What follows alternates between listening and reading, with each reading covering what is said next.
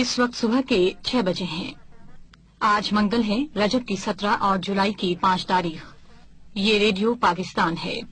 अब आप नाहिदा बशीर से खबरें सुनिए। वजीर आजम जनाब जुल्फिकार अली भुट्टो ने कहा है कि वफाकी वजीर मिस्टर अब्दुल हफीज पीरजादा और पीएनए के secretary general professor Ghafoor Ahmad के दरमियान आज सुबह मुलाकात का इम्कान है और मुज़ाकराती कमेटी का इजलास आज 30 से पहर किसी वक्त हो सकता है। मिस्टर पीरजादा इस मकसद के लिए आज सुबह प्रोफेसर गफूर अहमद से राब्ता कायम करेंगे। रात रावलपिंडी में एक अखबारी कॉन्फ्रेंस से खिताब करते हुए वजीर आजम ने कहा कि आला तरीन कौमी मफादात की खातिर मैंने काबीना के इजलास में अपने साथियों को इस बात पर आमादा कर लिया कि अगर पीएनए बाज़ निकात उठाना चाहता है तब भी बातचीत जारी रखी जानी चाहिए। जनाब भुट्टो ने ऐलान किया कि अगर पीएनए उस समझौते पर दस्तखत करने पर तैयार है जो उसकी मुज़ाकराती कमेटी ने इस महीने की 2 तारीख को तय किया था, तो मैं आज सुबह ही इस पर दस्तखत करने के लिए तैयार हूं। लेकिन अगर पीएनए बाज़ निकात उठाना चाहता है तो हमें भी हक हासिल है कि हम भी उतने ही निकात पेश कर दें, क्योंकि हम बड़ी रियायतें दे चुके हैं। उन्होंने कहा कि एक फरीक के लिए एक और दूसरे फरीक के लिए दूसरा मयार नहीं होना चाहिए।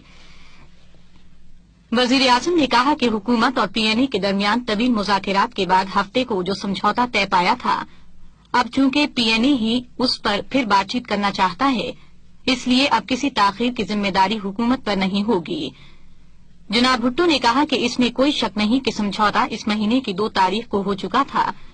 पीएनए की मुज़ाकराती जमात को समझौता करने के लिए मुकम्मल इख्तियारात हासिल थे। वो कोई आम अफराद नहीं हैं। उनमें से एक पीएनए के सदर, दूसरे नायब सदर और तीसरे सेक्रेटरी जनरल हैं।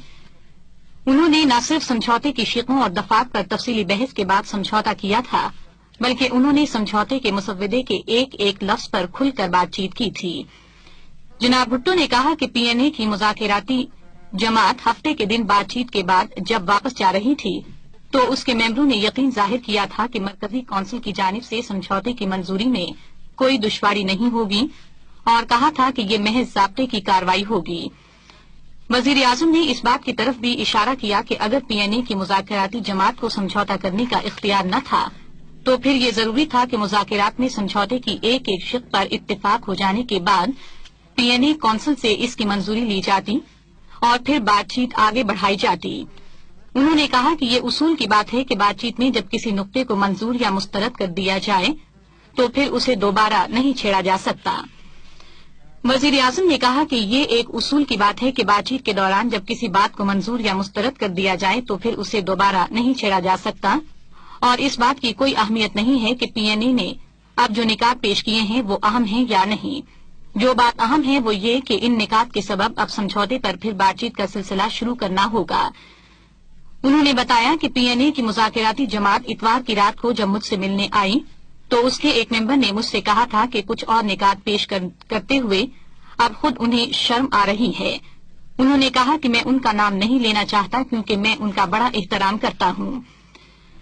नवाबजादा नसरुल्लाह खान के इस बयान का हवाला देते हुए कि पीएनए ने 9 निकात पेश किए हैं, जनाब भुट्टो ने कहा कि पीएनए की मुज़ाकराती जमात ने तो दरअसल 11 निकात पेश किए थे और अगर उन्होंने इसकी तादाद कम करके 9 कर दी है तो मुझे खुशी हुई है और अगर वो इन निकात में और कमी कर दें तो मुझे और खुशी होगी। वजीर आजम ने एक मरतबा फिर वाज़े तौर पर ये बात कही कि मेरी जानिब से अब इस सिलसिले में कोई ताखीर नहीं हो रही है क्योंकि ये कौम के मुस्तकबिल का मामला है। रात कराची में सिंध काबीना की खुसूसी ज़ैली कमेटी का इजलास हुआ जिसमें कराची में बारिश से मुतासरा इलाकों में इमदाद और बहाली के कामों की रफ्तार का जायजा लिया गया। ज़ैली कमेटी के चेयरमैन मिस्टर अब्दुल वहीद कटपर ने बाद में अखबारी नुमाइंदों को बताया कि इमदादी काम तसल्लीबख्श तरीके से जारी है और मुतासरा अफराद के लिए काफी तादाद में इमदादी कैंप कायम कर दिए गए हैं। फलस्तीन की तंजीम आजादी का एक वफ्द वियतनाम के खैरसगाली दौरे पर कल हनोई पहुंचा। अभी अभी खबर आई है कि पाकिस्तानी फौज ने पूरे मुल्क का इंतजाम संभाल लिया है।